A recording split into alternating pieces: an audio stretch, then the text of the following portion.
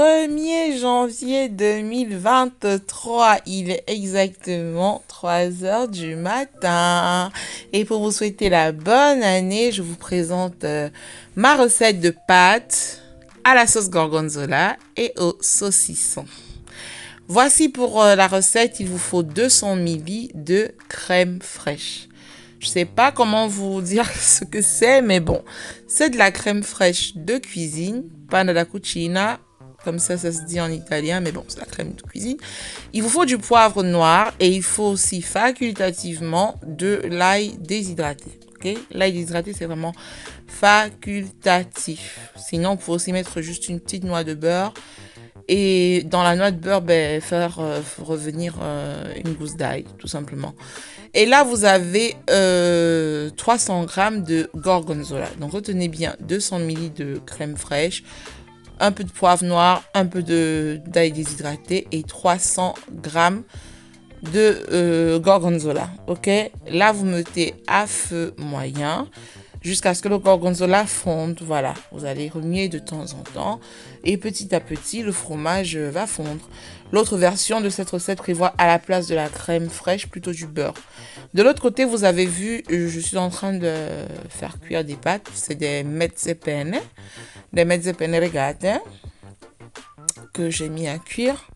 Al dente, bien évidemment. Donc, plutôt que de cuire 11 minutes, comme c'est indiqué sur le paquet, je vais cuire environ 8 à 9 minutes. Juste ça. 8 minutes carrément. C'est tout. Voilà. Donc, vous voyez petit à petit, le gorgonzola est en train de fondre. Et là, je rajoute l'eau de cuisson des pâtes. Donc, je vais en mettre pour une louche et demie d'eau de cuisson de pâtes. Les pâtes sont presque cuites, donc j'ai prélevé juste l'eau de cuisson. Là, j'ai mis du parmesan, du parmigiano reggiano. Donc, j'ai mis 60 g de parmesan. Là, on est à feu moyen, donc c'est tout doux. Tranquillement, on ne se presse pas, ça laisse le temps au fromage de bien fondre. On goûte aussi, voilà, je vais mettre un tout petit peu de parmesan encore. En disant qu'au total, quand même, ça fait 60 g de parmesan. Vous pouvez en mettre plus, hein, carrément 90 g si vous le souhaitez, mais moi j'ai mis 60 g.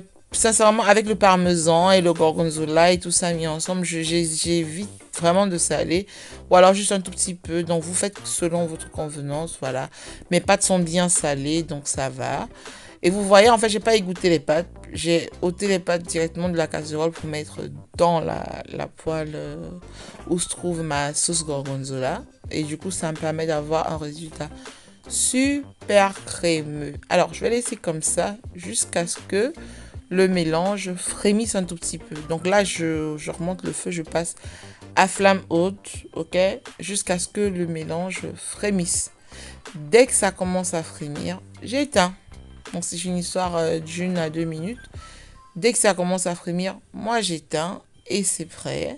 Je vais juste servir dans un plat. Et dans le plat, je vais rajouter mon saucisson ou alors le jambon qu'on appelle speck en italien. Voilà, vous en rajoutez par-dessus. Et cette recette est prête. Ok? C'est super facile. J'espère que l'année a super bien commencé pour vous. Je vous invite à vous abonner nombreux. Je compte sur vous pour cette année, vraiment, j'espère avant la fin du premier trimestre 2023, exploser la base des 10 000 abonnés. Là, on est à 6 000 poussières d'abonnés. C'est vraiment super top. Je tiens à vous remercier. C'est grâce à vous que la chaîne évolue et c'est à vous que nous devons tout sur cette chaîne.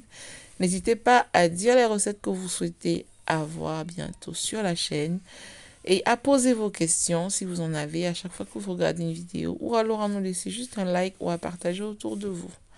Merci, je vous souhaite une magnifique année 2023, plein de santé et de réussite sur tous les plans. Portez-vous bien, miam miam.